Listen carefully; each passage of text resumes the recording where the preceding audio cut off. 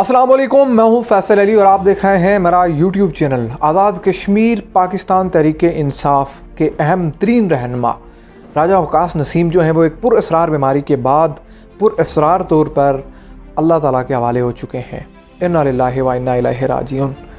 बहुत बड़ी सियासी कदावर शख्सियत जनाब कर्नल मरहूम राजा नसीम जो थे, ये उनके बेटे थे और आज़ाद कश्मीर इलेक्शन के हवाले से ये अपेयर होना चाह रहे थे वस्ती बाग से। टिकट इनको नहीं मिला था। उसके बाद इनने एहतजाज भी किया था यहाँ इस्लामाबाद में इमरान खान की रिहाइशगाह के बाहर बनी गाला में। फिर उसके बाद बहुत सारी मुद्दात इतलात आई और सबसे अहम तरीन चीज़ के इलेक्शन से 1.5 से 2 हफ्ता पहले पुरअसरार तौर पर इनकी तबीयत ख़राब होना शुरू हुई। फिर इनको कोरोना हो गया और इस्लामाबाद के एक अस्पताल में एडमिट हो गए। इस वक्त कुछ चशमकशा इंकशाफात सामने आए हैं, कुछ ऑडियो लीक सामने आई हैं और एक के बाद एक कड़ी जो है वो खुलती जा रही है और मामला पता चलता जा रहा है आहिस्ता आहिस्ता कि हुआ क्या है। तफसील से आपको बताएंगे।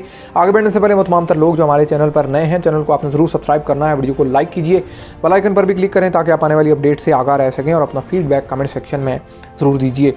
इस वक्त एक ऑडियो लीक हुई है राजा वकास नसीम की, जिसमें वो ये कह रहे हैं कि मुझे जहर दिया गया और खाने में मिला कर दिया गया है और इसके हवाले से रिपोर्ट्स आना बाकी हैं। ये गालिबन 1 महीना पहले की या आज़ाद कश्मीर इलेक्शन के 1 हफ़्ता पहले की बात है।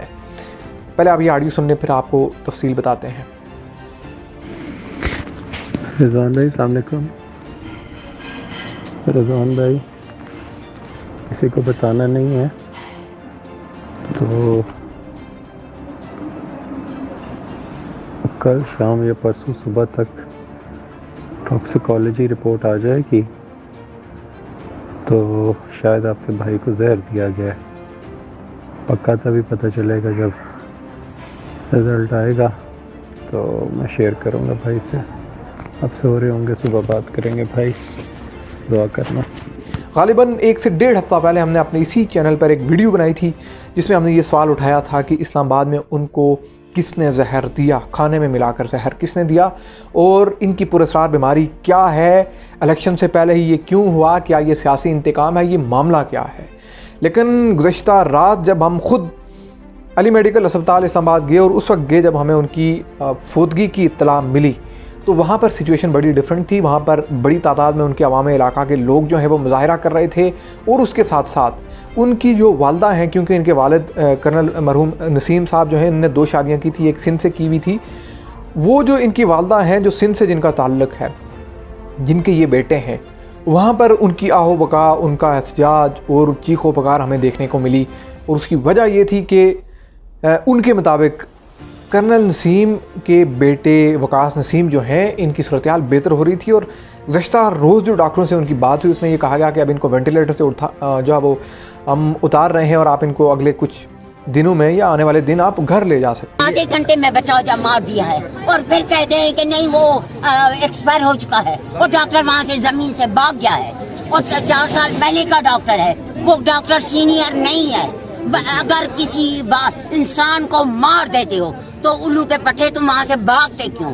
अच्छा, ये सारा फर्श फ्लोर भरा हुआ है ब्लड से। अच्छा, ये सारा फर्श भरा हुआ है फ्लोर से और उसके साथ में देख रही हूँ कि हार्ट बीट सुबह 4 बजे मुझे डॉक्टर सोहेल सुखेरा ने कहा हार्ट बीट ठीक है, किडनी ठीक है, लिवर ठीक है, कल हम उसको वेंट से हटाएंगे।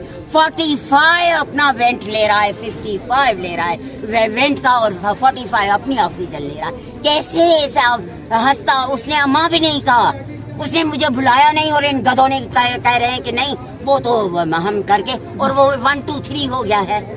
7 बजे से उसको बुला रही हूँ तो 8 बजे पहुंचकर मैं बैरिया से यहाँ 8 बजे उड़ती हुई गाड़ी भगा के लाई हूँ और वो कह रहा है कि मैं अभी पहुंच रहा हूँ। 9:30 बजे वो यहाँ आया है, अभी भी छुपता फिर रहा है। एक कमरे में CCTV अभी सब एडिटिंग हो रही है। लेकिन इनकी वालदा के बकौल जब वो ये तमाम तर डिस्कशन करके बाहर आई और इसी दौरान ये हुआ कि उनकी कुछ नालियाँ वगैरह जो हैं ज़ाहिर कुछ मुख्तलिफ वो वेंटिलेटर पर थे, वो चेंज हो रही थी और जब वो चेंज हो रही थी इस दौरान किसी ऐसे डॉक्टर से, किसी फुल्ली प्रोफेशनल डॉक्टर से वो तमाम तर सिचुएशन नहीं करवाई गई, वो चेंजिंग का मामला नहीं किया गया, बल्कि एक अंडर ट्रेनिंग डॉक्टर जो है उससे वकास नसीम की जो नालियाँ चेंज करवाई गई और इस दौरान उससे मिस हैंडलिंग हुई और उनको कट्स लग गए जिससे ब्लीडिंग हुई और वो फोत हो गए, जानवर ना हो सके। इस तमाम तर मामले को लेकर उनकी वालदा सरापा एहतजाज रहीं। रात गए तक अली मेडिकल अस्पताल इस्लामाबाद में एक बड़ा हमें आवाम का जमे गफ़ीर देखने को मिला। लोग सरापा एहतजाज थे और कर्नल नसीम की वो अहलिया जो सिंध से ताल्लुक़ रखती हैं, जिनके बेटे हैं वकास नसीम, वो इस तमाम तर मामले पर अस्पताल इंतज़ामिया को ज़िम्मेदार ठहराती रहीं कि इन्होंने मिस हैंडलिंग की। इन्होंने एक अंडर ट्रेनिंग डॉक्टर से मेरे बेटे की जो नालियां हैं वो चेंज करवाई और उससे वो सही से हो नहीं सकी। मिस हैंडलिंग के नतीजे में कट्स लगे, ब्लीडिंग हुई और वो फोत हो गए। हालांकि डॉक्टर्स ये कह रहे थे कि इनको अब वेंटिलेटर से उतार कर हम वार्ड में शिफ्ट करेंगे या आप इनको घर ले जा सकती हैं, ये तमाम तर चीज़ें। इसी सब के दौरान हमारी बात वहाँ पर मौजूद उस डॉक्टर से भी हुई जो इस तमाम तर मामले को डील कर रहा था, देख रहा था। अब उस वक्त एक चीज़ हो रही थी कि CCTV फुटेज का मुतालबा किया जा रहा था वकास नसीम की वालदा से कि CCTV फुटेज दिखाई जाए, क्योंकि वकास नसीम की वालदा के मुताबिक जब ये तमाम तर मामला हुआ, मिस हैंडलिंग हुई, नालियाँ सही से नहीं लगी, कट्स लगे, ब्लीडिंग हो गई और वो फोत हो गए, तो वो डॉक्टर जो ये सब कर रहा था वो भाग गया। वो कोई अंडर ट्रेनिंग डॉक्टर था और इसी दौरान इनके इल्म में ये चीज़ आई कि ये तमाम मामला हो चुका है और इन्होंने जाकर देखा कि इनके बेटे की लाश पड़ी है, खून है और वो वफात पा चुके हैं। अब इन्होंने चीहो पकार आहो बका शुरू कर दिया। अरे बाद इनका बेटा था और इन्होंने ये कहा कि यहाँ CCTV फुटेज दिखाई जाए, यहाँ पर जो हुआ वो इंतहाई ज़्यादती हुई, जुल्म हुआ मेरे बेटे के साथ और आपने एक अंडर ट्रेनिंग डॉक्टर से मेरे बेटे की ट्रीटमेंट आप करवा रहे थे या उसकी नालियाँ चेंज करा रहे थे और ये मिस हैंडलिंग हुई। अब CCTV फुटेज डॉक्टर्स दिखा नहीं रहे थे, अली मेडिकल इस्लामाबाद का मामला, और इस CCTV फुटेज को बहरहाल बाद में ऐन मुमकिन दिखाया भी गया, क्योंकि इस वक्त उनकी नमाज जनाजा जो है वो तकरीबन अदा हो चुकी है जब हम आपसे बात कर रहे हैं। और नमाज जनाजा से पहले भी हमें एक अफसोसनाक वाक़या देखने को मिला। कुछ लोग लाश जो है वो बाग ले जाना चाह रहे थे, कुछ कफलगढ़ ले जाना चाह रहे थे उनके आबाई इलाके में। तो वकास नसीम जो है वो एक मुतनाज़ा शख्सियत बनाए गए, उनकी बीमारी से लेकर वफ़ात तक। अब जो डॉक्टर से हमारी बात हुई कि CCTV फुटेज में क्या, उन्होंने कहा जी CCTV फुटेज में आप देख लें, वो हम तर चीज़ें वाज़ेह हैं, हम उनको बड़े अच्छे से ट्रीट कर रहे थे। उन्होंने तो यह हवाला भी दिया कि हमने जो चौधरी यासीन थे चिड़ोई से ताल्लुक़ रखने वाले पाकिस्तान पीपल्स पार्टी के, उनकी ट्रीटमेंट यहाँ थी। जब उनको वेंटिलेटर नहीं मिल रहा था हमने बड़े अच्छे से ट्रीट किया। वकास नसीम को हम यहाँ ट्रीट कर रहे थे बहुत अच्छे से। अब इन्होंने ये कहा जी कि CCTV फुटेज बिल्कुल क्लियर है, कोई ऐसी बात नहीं है। अब उस डॉक्टर ने कुछ बहुत अहम तरीन चीज़ें हमें बताई। उसने ये कहा कि देखिए इस वक्त तो ये सारे यहाँ पर पहुँच गए हैं, लेकिन मैं आपको ये बता रहा हूँ कि यहाँ वकास नसीम कम अज़ कम 10 रोज़ तक बेयारो मददगार पड़ा रहा, कोई इसकी इयादत को तक ना आया, इयादत करने कोई शख्स यहाँ नहीं आया इसके पास। ये तो सूरत हाल रही है वकास नसीम के साथ और अब सारे आकर इसके वारिस बन रहे हैं। तो ये बहुत ही अहम तरीन चीज़ है कि आखिर ऐसी क्या वजह थी। फिर डॉक्टर साहब ने ये बताया कि ये वकास नसीम जो हैं, इनकी वालदा जो सिंध वाली हैं, उन्होंने ये चीज़ें हमें बताई हुई थी और हमें बताया हुआ था कि लोगों को मिलने नहीं देना, फ़लाँ शख्स को नहीं मिलने देना, क्योंकि इनको ख़तरा है, इनकी जान को ख़तरा है। ये एक पॉलिटिकल पर्सनैलिटी हैं, एक सियासी शख्सियत हैं और फ़िलहाल मुतनाज़ा भी हैं, क्योंकि टिकट इनको नहीं मिला तो इन्होंने बनी गाला के बाहर प्रोटेस्ट भी किया था। और उसके बाद वकास नसीम ने हमारे सीनियर दोस्त आदर्श सिराज से कुछ बातचीत की थी, जिसमें उन्होंने ये कहा था कि मुझे धमकियाँ मिल रही हैं, मुझे पाकिस्तान तहरीक इंसाफ की मरकज़ी क़यादत तावन नहीं कर रही, मेरे टिकट ना दिए जाने पर मैंने एहतजाज किया, उसके बाद मुझे धमकियाँ मिल रही हैं। अब बस्ती बाग से इनका ताल्लुक़ था, ये तमाम तर चीज़ें।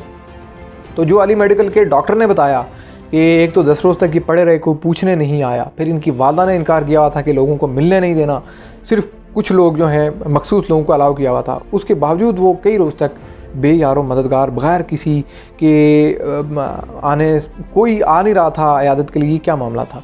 तो ये बहुत सारे ऐसे सवालात हैं जो इस वक्त उठ रहे हैं। इस सिचुएशन के सामने आने के बाद अब एहतसाब भी होना चाहिए, इन्वेस्टिगेशंस भी होने चाहिए। लेकिन एक चीज़ बड़ी अफसोसनाक देखने को मिली कि राजा वकास नसीम की जो फैमिली है वो बुरी तरह से पॉलिटिकल डिवीजन का शिकार होती हुई नजर आई। और इस दौरान इस तमाम तर मामले में जिस तरह से डॉक्टर्स ने कहा कि वो बेयार और मददगार पड़े रहे, तो ये चीज़ बहुत ही ज़्यादा तकलीफ देह है। कोई उनकी इयादत करने नहीं गया, कोई उनको पूछने नहीं गया, 10 रोज़ तक वो ऐसे ही पड़े रहे। और अब जब उनकी वफ़ात हुई और पुरस्कार वफ़ात हुई, तो उस पर एक पूरी तरह से शॉकिंग एक ख़बर थी सबके लिए। और इस सिचुएशन के अंदर वो तमाम तर लोग जो हमदर्दी करने वहाँ गए, उनकी हमदर्दियों पर भी सवालात उठ रहे हैं कि 10 रोज़ वो क्यों नहीं गए। चैनल को आपने ज़रूर सब्सक्राइब करना है, वीडियो को लाइक कीजिए और फीडबैक कमेंट सेक्शन में ज़रूर दीजिए। अल्लाह हाफ़िज़।